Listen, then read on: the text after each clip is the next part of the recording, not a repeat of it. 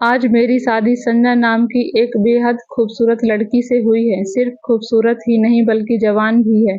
मेरे दोस्त हमेशा कहते थे कि खुद से कम उम्र की लड़की से शादी करने के कई फायदे होते हैं। मैं बेहद खुश था क्योंकि मेरी पत्नी बहुत ही सुंदर थी और मैंने हमेशा से एक सुंदर बीवी की ख्वाहिश किया था। मेरी माँ ने ही मेरे लिए संजना को चुना था। जब माँ मेरे लिए लड़की देखने जाती थी तो हमेशा यही कहती कि लड़की खूबसूरत और तंदुरुस्त होनी चाहिए। मुझे लगता था कि माँ ऐसी लड़की इसलिए ढूंढ रही है ताकि वह जल्दी से दादी बन सके, क्योंकि लड़की का स्वास्थ्य अच्छा होता है तो वह जल्दी बच्चा पैदा कर सकेगी। हेलो दोस्तों, आज की इस कहानी में आप सबका स्वागत है। आगे बढ़ने से पहले यदि आपको यह कहानी पसंद आए तो प्लीज वीडियो को लाइक करें, शेयर करें और हमारे चैनल को सब्सक्राइब करना ना भूलें। मुझे यह नहीं पता था कि इसके पीछे माँ का कोई और मकसद है। इसका पता मुझे तब चला जब शादी के कई दिनों बाद भी मेरी पत्नी रात में मेरे कमरे में आने के बजाय माँ के कमरे में चली जाती। मैं बाहर बैठा देखता रहता कि वो मेरे सामने से गुजरकर माँ के पास जा रही है। न सिर्फ यह थोड़ी देर के लिए बल्कि वो पूरी रात वहीं रहती थी। फिर जब बाहर आती तो कभी कहती कि उसके पैरों में दर्द है, तो कभी कहती उसकी कमर में तकलीफ हो रही है। वो थोड़ी-थोड़ी लंगड़ाकर चलती थी, जिससे मैं हैरान होकर सोचता कि यह वहाँ रात भर क्या करती है। माँ भी कभी उसे मेरे पास भेजने की बात नहीं करती। ऐसा लगता था जैसे माँ ने उसे अपनी नौकरानी बना लिया हो। लेकिन संजना माँ के साथ बहुत अच्छे से मिलजुल कर रहती थी। उनके बीच कोई लड़ाई झगड़ा भी नहीं था। यह भी अजीब था कि जब दोनों कमरे में होती तो मुझे अंदर आने की इजाज़त भी नहीं मिलती थी। मैं कई बार जाने की कोशिश करता, लेकिन माँ कहती कि यहाँ से जा, यहाँ तेरा कोई काम नहीं है। एक दिन मेरी उत्सुकता इतनी बढ़ गई कि मैं चुपके से कमरे में छुप गया ताकि जान सकूं कि माँ और मेरी बीवी रात भर क्या करती है। मेरे मन में कोई बुरा ख्याल नहीं था, लेकिन जो मैंने देखा वो अजीब नहीं बल्कि शर्मनाक था। वो दोनों पूरी रात बिस्तर पर एक दूसरे के साथ कुछ ऐसा करती थी जिसे देख मैं खुद पर यकीन नहीं कर पा रहा था। मेरा काम तो अच्छा चल ही रहा था, लेकिन एक ही समस्या थी। हमारे घर में यह घर इतना पुराना था कि देखकर लगता था 29वीं सदी का बना होगा। सब कहते थे इस घर को छोड़ दो, नहीं तो एक दिन यह तुम्हारे सिर पर गिर पड़ेगा। असल में ये घर नहीं बल्कि एक छोटी सी हवेली थी, लेकिन मेरी माँ कहती थी मैं इस घर में ब्याह करके आई थी, इस घर में नई बहू बनी हुई थी। जब तक मैं जिंदा हूँ इस हवेली को नहीं छोड़ूंगी। संजना मेरी पत्नी हाल ही में इस घर में आई थी। मेरी माँ से मेरी इतनी खास बनती नहीं थी, लेकिन फिर भी मुझे उनकी बात माननी पड़ी, क्योंकि आज के ज़माने में किराए का घर मिलना आसान नहीं था और सच कहूँ तो मेरे पास इतने पैसे भी नहीं थे। कई साल पहले मैंने अपनी माँ का बड़ा नुकसान कर दिया था। उन्होंने अपने गांव की सारी जमीन जायदाद और सारे गहने बेचकर मुझे पैसे दिए थे ताकि मैं कोई कारोबार शुरू कर सकूं और हम आराम से जीवन बिता सकें। पर कारोबार मेरे बस का नहीं था। मैंने न सिर्फ उस बिजनेस में नुकसान किया बल्कि कर्ज भी चढ़ा दिया। अब जो भी लेन-देन था वो मेरे पीछे पड़े रहते। इस परेशानी से बचने के लिए मैंने सोचा कि मैं शादी कर लूं। लड़की के घर से दहेज में कुछ न कुछ तो मिलेगा, जिससे कम से कम लेनदारों का मुंह बंद तो हो सके। लेकिन संजना के घर से बहुत ज्यादा दहेज नहीं मिला। फिर भी जो भी पैसे उसके माता-पिता ने दिए उससे मैंने कुछ दिनों के लिए लेनदारों को शांत कर दिया। अब सिर्फ माँ दिन रात मुझे सुनाती रहती थी। वह कहती मैं तुझ पर कभी भरोसा नहीं कर सकती हूँ, जिंदगी में कुछ नहीं कर पाएगा। एक दिन मैंने माँ से कहा तुम और कितने दिन जियोगी और तुम्हारे पास ऐसा भी क्या है। माँ ने हंसते हुए जवाब दिया यह हवेली तो मेरे नाम है और मैं इसे तेरे नाम कभी नहीं करूंगी। माँ की बात सुनकर मैं हंस पड़ा। मैंने सोचा इस पुरानी हवेली का भी कौन सा कोई महत्व है, लेकिन यह हवेली सिर्फ पुरानी नहीं बल्कि इसके अंदर कई पुराने सामान भी रखे हुए थे। एक दिन संजना ने मुझे बताया कि एक आदमी हवेली को अंदर से देखने आया है और इसके लिए हमें कुछ पैसे भी देने को तैयार है। मैंने सोचा चलो कुछ तो पैसे मिलेंगे। मैंने उस आदमी को हवेली दिखाई और उसने कुछ रुपए भी दिए, लेकिन इसके बाद जो हुआ वह बिल्कुल अजीब था। मेरा और संजना का रिश्ता बहुत अच्छा चल रहा था। वो मेरे जीवन में पूरी तरह से घुल मिल गई थी, लेकिन हमारी सुहागरात पर हम दोनों ही बेहद थके हुए थे। संजना मेरे साथ बातें करते करते सो गई और मैंने भी सोचा कि पूरी जिंदगी पड़ी है एक दूसरे के साथ वक्त बिताने के लिए। बेचारी थक गई थी तो वह सो गई। मैंने भी उसे ज्यादा तूल नहीं दिया। अगली सुबह संजना अपने मायके चली गई जैसा कि रिवाज था। शाम को जब वह घर वापस आई तो मेरी माँ ने उसे देखते ही कहा, बहू तुम्हारी शादी भी भाग दौड़ में मेरे पैरों में बहुत दर्द हो गया है। रात के खाने के बाद आकर मेरे पैर दबा देना। संजना ने बिना किसी हिचकिचाहट के कहा, जी माँ जरूर दबाऊंगी। मैंने तुरंत संजना से कहा, आज की रात तो हमारी है और तुम वहां जाने की बात कर रही हो। संजना मुस्कुराते हुए बोली, वह तुम्हारी माँ है और अब मेरी भी। अगर अभी शुरू में ही मैं उनकी बात ना मानूं तो उनके मन में मेरे लिए गलत धारणा बन जाएगी। मैं 1 घंटे में वापस आ जाऊंगी। मैंने थोड़ी निराशा के साथ कहा, ठीक है, 1 घंटे का विरह मैं सह लूंगा। मन में सोचा, अगर मेरी पत्नी माँ की सेवा कर रही है तो इसमें मुझे अड़चन नहीं डालनी चाहिए, नहीं तो घर का माहौल बिगड़ जाएगा और मैं मुसीबत में पड़ जाऊंगा। लेकिन वह 1 घंटा रात के 1 बजे में बदल गया। मैं अपने कमरे में बैठा इंतजार कर रहा, लेकिन संजना लौटकर नहीं आई। आखिरकार मैं माँ के कमरे की तरफ बढ़ा। हमारी हवेली में कमरे काफी दूर दूर थे। मेरा कमरा एक कोने में और माँ का दूसरे कोने में। जब मैं उनके कमरे के पास पहुंचा तो अंदर से कोई आवाज नहीं आ रही थी। ऐसा लग रहा था जैसे दोनों सो गए हों। उन्हें जगाना मुझे ठीक नहीं लगा, इसलिए मैं वापस अपने कमरे में चला आया और सो गया। अगली सुबह जब संजना माँ के कमरे से बाहर आई तो उसे देखकर उसकी तबीयत कुछ ठीक नहीं लग रही थी। मैंने उससे पूछा, तुम रात को वापस क्यों नहीं आई? इसके पहले कि संजना कुछ कह पाती, माँ ने जवाब दिया, उसकी तबीयत ठीक नहीं थी, इसलिए मैंने उसे अपने पास ही रोक लिया। संजना जब सुबह उठी तो सीधे माँ के पास जाकर सो गई थी। मैंने उससे कहा, अगर तबीयत इतनी खराब थी तो मुझे क्यों नहीं बुलाया? माँ तुरंत बोली, इतनी भी खराब नहीं थी कि तुझे बुलाना पड़े, मैं इसका थोड़ा ख्याल रख लूंगी। और यही सो गई थी। संजना की शक्ल देखकर मुझे कुछ अजीब लग रहा था, जैसे कि कुछ और बात हो। मैंने उससे बार बार सवाल किया, लेकिन हर बार जवाब में माँ ने ही दिया। आखिरकार संजना ने भी वही कहा। माँ ने जो कह रही थी वह सच है। मेरी तबीयत अचानक खराब हो गई थी। दिन यूं ही गुजर गया। 12 दिन बीत गए और मैं अपने कर्ज से निपटने के चक्कर में बुरी तरह उलझा हुआ था। लेनदार लगातार मेरे पीछे पड़े थे, इसलिए 2 दिन के लिए काम के सिलसिले में बाहर जाना पड़ा। इन 2 दिनों में माँ और संजना के बीच कभी कोई लड़ाई या तकरार नहीं हुई। दोनों अच्छे से रहती थी। मैं भी यही चाहता था कि घर का माहौल शांतिपूर्ण बना रहे, लेकिन रात होते ही माँ फिर से बोली, संजना खाना खाकर मेरे पाँव दबा देना। मैंने संजना से कहा, आज जल्दी वापस आ जाना। उसने कहा, ठीक है, आज जल्दी आ जाऊंगी, लेकिन आज भी नहीं आई।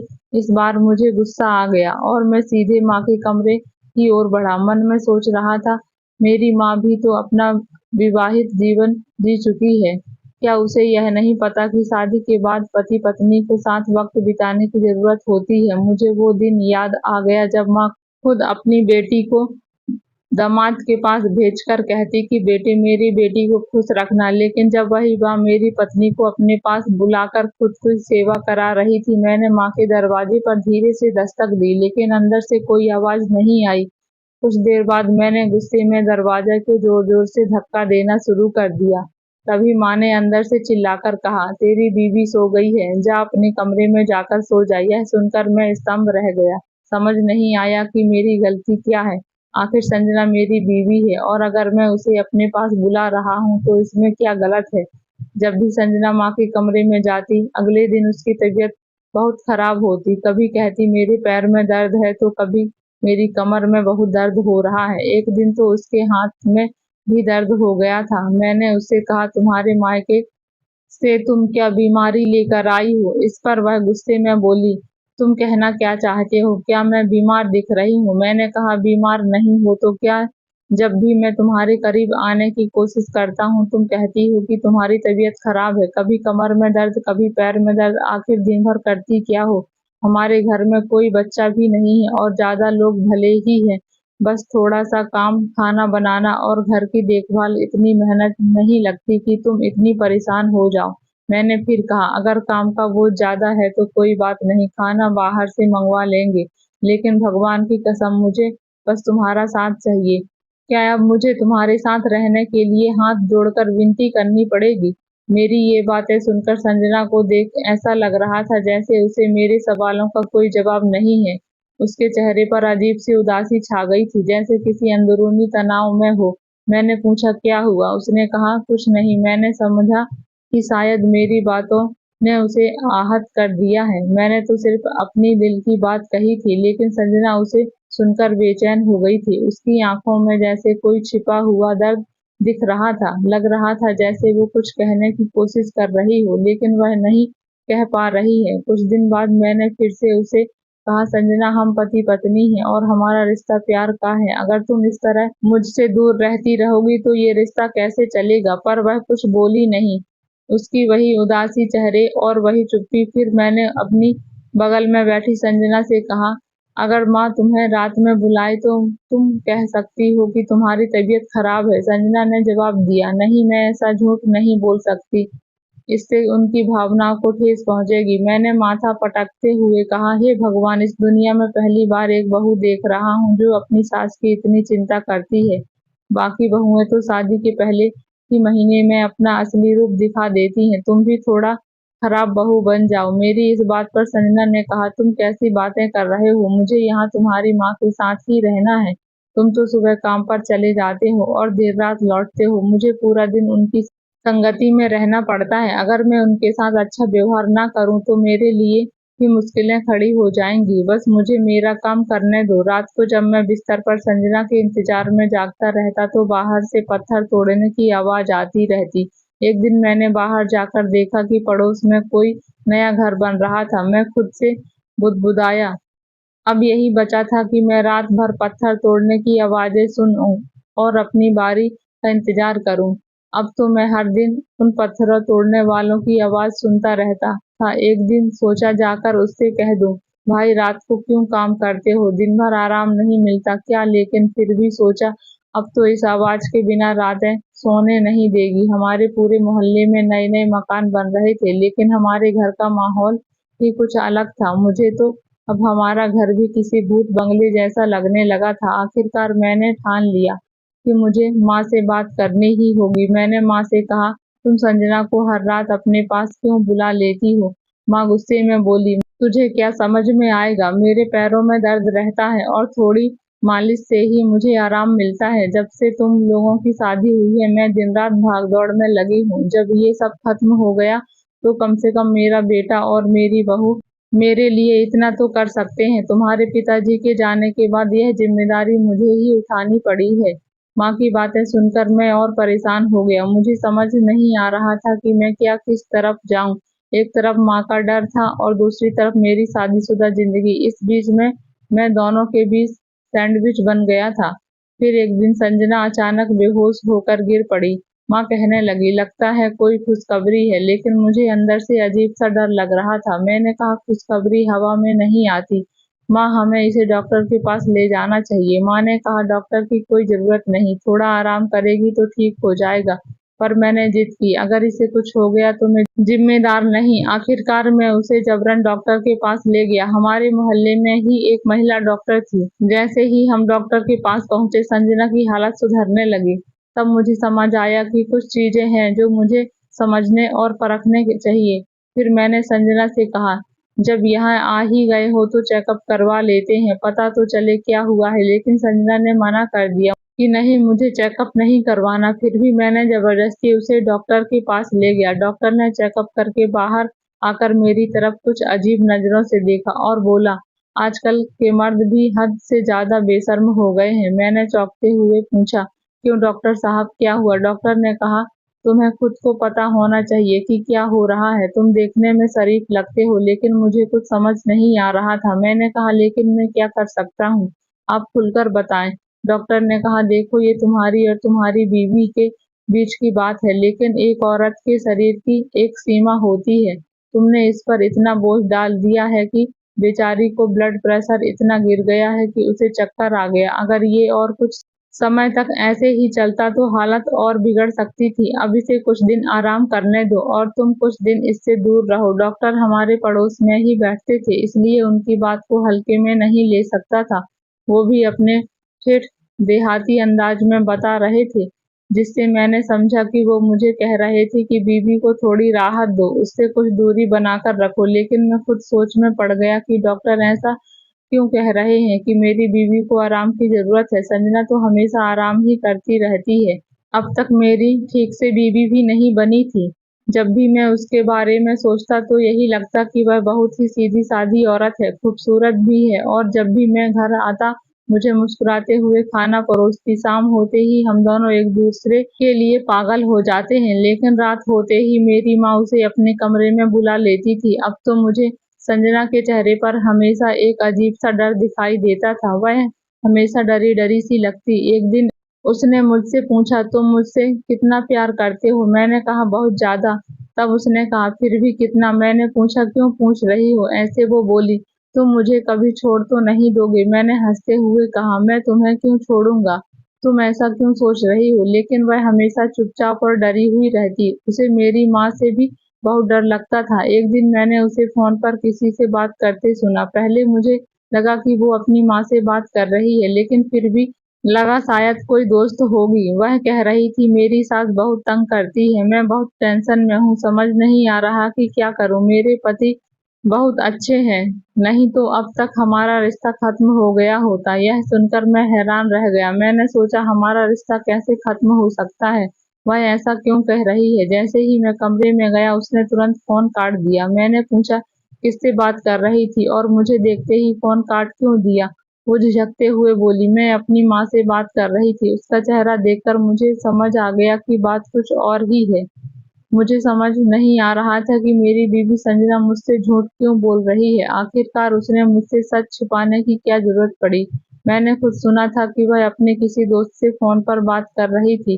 फिर भी उसने कहा कि वो अपनी माँ से बात कर रही थी। जब मैं मेरी माँ और संजना के बीच की बातें कुछ अजीब होने लगी हैं, तब से मेरा मन भी आशंकाओं से घिरा हुआ है। मेरी माँ भी इन दिनों कुछ अजीब व्यवहार कर रही है। उन्होंने अचानक से घर बेचने की बात शुरू कर दी है। एक दिन मैंने उन्हें किसी से बात करते हुए सुना कि वो कह रही थी, बस कुछ ही दिनों की बात है और फिर मैं ये घर बेच दूंगी। मैंने खुद से सवाल किया, माँ ने मुझसे ये क्यों नहीं कहा? आखिर इस घर को बेचने की नौबत क्यों आ गई? पहले तो वह हमेशा कहा करती थी कि इस घर में मेरी लाश ही निकलेगी। कभी अचानक घर बेचने की बात कहाँ से आ गई? संजना जब भी रात को माँ के पास जाती तो उसकी हालत बिगड़ जाती। मुझे पहले इतनी सुंदर और ताजगी भरी दिखती थी, अब उसका चेहरा मुरझा गया है, उसकी सेहत गिरने लगी है, गला अंदर धंस गया और वजन घट गया है और वह हमेशा कमजोर और बीमार लगती है। कभी उसके पैरों में दर्द होता तो कभी उसकी कमर में। मैंने उसे डॉक्टरों को दिखाया, लेकिन कुछ फायदा नहीं हुआ। जब भी मैं माँ के कमरे में जाने की कोशिश करता, माँ मुझे अंदर नहीं जाने देती। एक बार ऐसा हुआ कि संजना माँ के कमरे में ही थी और शायद दरवाजा बंद करना भूल गई थी। मैं खुश हो गया कि चलो आज दरवाजा खुला है, लेकिन जैसे ही मैं अंदर जाने लगा, संजना ने दरवाजा बंद करने की कोशिश की। मैंने उसे रोकने की कोशिश की और उसे मैं दरवाजा जोर से मेरे चेहरे पर लग गया। मुझे बहुत गुस्सा आया। मैंने माँ से कहा, माँ ये क्या कर रही हो? दरवाजा खोलो। माँ ने कहा, यहाँ तेरा कोई काम नहीं है, जाओ यहाँ से। मैंने कहा, मेरी बीवी अंदर है, उसे तो बाहर आने दो, मुझे कोई शौक नहीं है तुम्हारे कमरे में आने का। उस दिन मेरे चेहरे पर जोर से चोट लगी, इसलिए मैं गुस्से में माँ से उलझ पड़ा। माँ ने कहा, अभी जाओ और जाकर सो जाओ। अब हर दिन का रूटीन बन गया है कि माँ संजना को अपने कमरे में बैठा लेती है और मुझे उससे मिलने नहीं देती। मैंने संजना से बार-बार पूछा, आखिर बात क्या है? मुझे सच बताओ, लेकिन वह हमेशा डटी रहती और कुछ नहीं बताती। एक तरफ मेरी बीवी मुझसे झूठ बोलती है, दूसरी तरफ मेरी माँ। एक दिन मैंने माँ से पूछा, क्या आप सच में यह हवेली बेचने की सोच रही हो? माँ ने कहा, नहीं, मैं तो नहीं बेचना चाहती। तुझे किसने कहा? जबकि मैंने खुद सुना था कि वो किसी से कह रही थी कि वह हवेली बेचने वाली है। इन दोनों ने मिलकर मुझे पागल बना दिया है। अब मुझे जानना ही होगा कि आखिर इन दोनों के बीच क्या चल रहा है। अब मुझे कुछ भी करके घर के अंदर चल रही सच्चाई का पता लगाना था। वैसे भी मेरी माँ मुझे अपने कमरे में कभी घुसने नहीं देती थी, लेकिन इस बार मैंने एक शानदार योजना बनाई। एक दिन सुबह-सुबह मैंने अपनी बीवी संजना से कहा, आज मुझे शहर से बाहर जाना है। माँ हमेशा मुझसे नाराज रहती थी, तो उन्होंने तुरंत ताना मारते हुए कहा, आज फिर किसका पैसा बर्बाद करने जा रहा है? मैंने कहा, माँ बहुत जरूरी काम है, इसलिए जा रहा हूँ और आज संजना को मत बुलाना। वह बहुत थकी हुई है, उसे आराम करने दो। माँ ने कहा, अच्छा ठीक है, नहीं बुलाऊंगी तेरी लाडली को। तूने तो उसे सिर पर बिठा रखा है, लेकिन एक बात ध्यान में रखना, और भी ज्यादा लाड प्यार करने से रिश्ता और भी कमजोर हो जाता है। माँ की बातों से मुझे हमेशा यही लगता कि वो कुछ छुपा रही हैं। संजना की हालत तो कुछ और ही बता रही थी। उसका वजन तेजी से घट रहा था और उसकी तबीयत हर दिन खराब होती जा रही थी। ये सिर्फ थकान की वजह से नहीं हो सकता। मुझे पक्का यकीन हो गया कि माँ कुछ छुपा रही है। मैं प्लान के मुताबिक बाहर चला गया ताकि माँ को शक न हो। फिर जब शाम हुई तो मैं घर आ गया और माँ के कमरे में छुपकर जाने का फैसला किया। मुझे इस बात का अंदाजा था कि अगर मैं सही समय पर नहीं गया तो मौका हाथ से निकल जाएगा। माँ जब कमरे से बाहर गई तब मैं कमरे में घुस गया और एक बड़े पर्दे के पीछे छुप गया। मैंने सोचा ये जगह शायद छुपने के लिए सही नहीं है, पर अब उसके अलावा और कोई रास्ता भी नहीं था। माँ की बातों और उनके व्यवहार को देखकर मुझे यह समझ आ गया था कि उन्हें बेवकूफ बनाना इतना आसान नहीं है।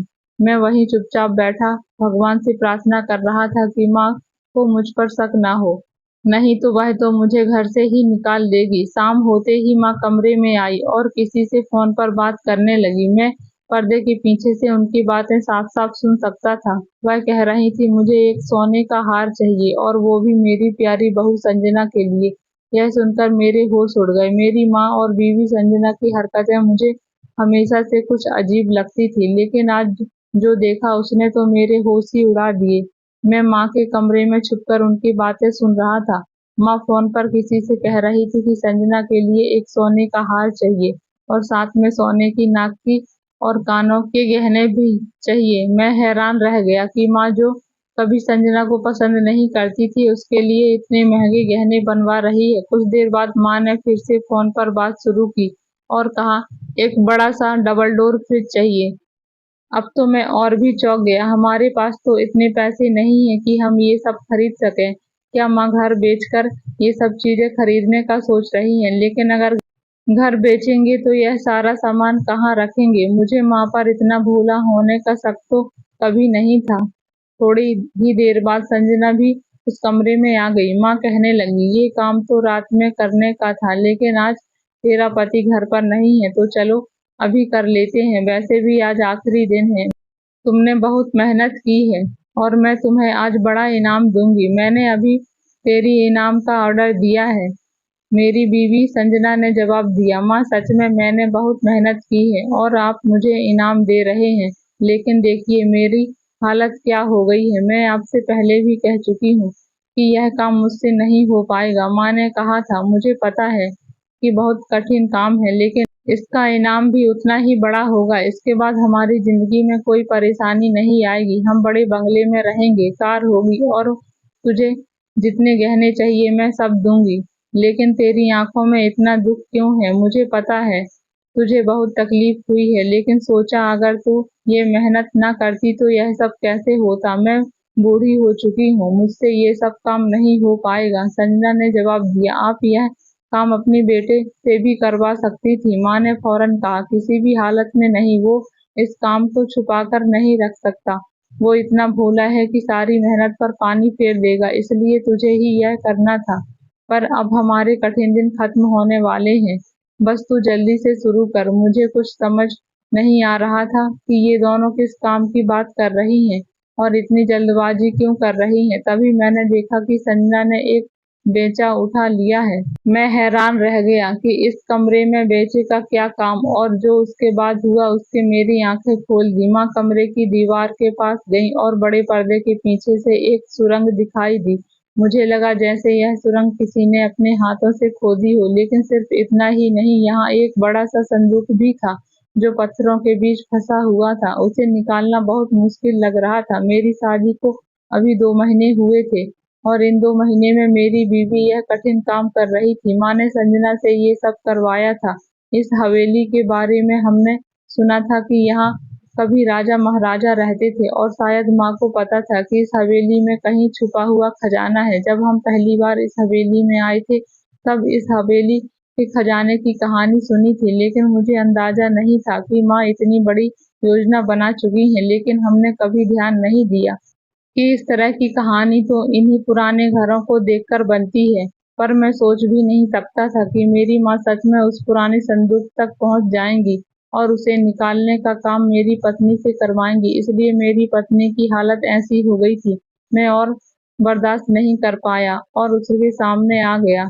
मुझे देखकर दोनों हैरान रह गई। मैंने कहा, मुझे सब कुछ पता चल गया है। माँ ने कहा, जब सब पता चल ही गया है तो अपने मुंह पर ताला लगा कर रखना। हम संदूक तक पहुंच चुके हैं और इसमें अनगिनत गहने हैं। अगर तूने किसी से कुछ कहा तो बहुत बुरा होगा और हमारे घर में चोर डाकू भी आ सकते हैं। मैंने अपनी पत्नी के हाथ से बैग लिया और कहा, संदूक को निकालने की बात तो आप मुझे भी बता सकती थी। आपने संजना को इतना कष्ट क्यों दिया?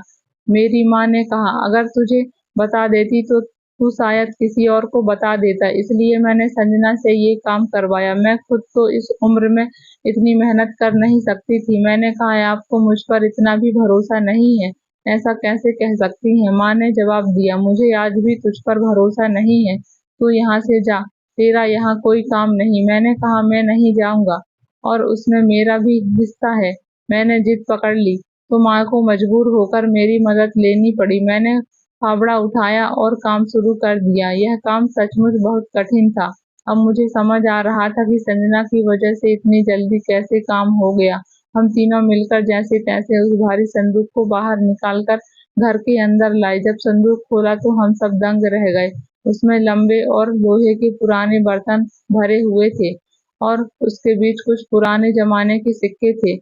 सब मिलाकर उतना कुछ खास नहीं था जितना माँ ने सोचा था। माँ तो इस हवेली को बेचकर भी लाखों कमाने का सपना देख रही थी। संजना तो देखकर फूट फूट कर रोने लगी। उसने कहा, मेरी सारी मेहनत बेकार चली गई।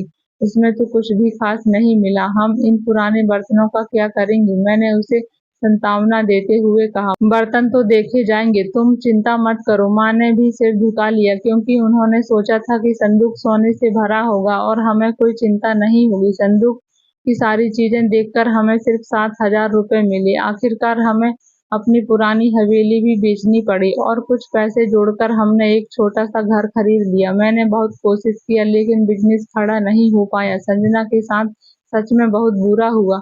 उसने कहा, मैं लालच में पड़ गई थी इसलिए यह सजा मिली है। सजा किसको मिली, मुझे, संजना को या मेरी माँ को? और सबसे ज्यादा बुरा किसके साथ हुआ? आप लोग कमेंट करके बताएं। और दोस्तों, लालच में मत पड़िए, नहीं तो अंजाम बुरा होता है। तो दोस्तों, आशा करती हूँ कि ये कहानी आपको पसंद आई होगी। कमेंट में जरूर बताएं। इसी तरह की कहानी के लिए हमारे चैनल को सब्सक्राइब जरूर करें। कहानी में यहाँ तक बने रहने के लिए आपका बहुत बहुत धन्यवाद। मिलते हैं ऐसी ही एक नई कहानी में।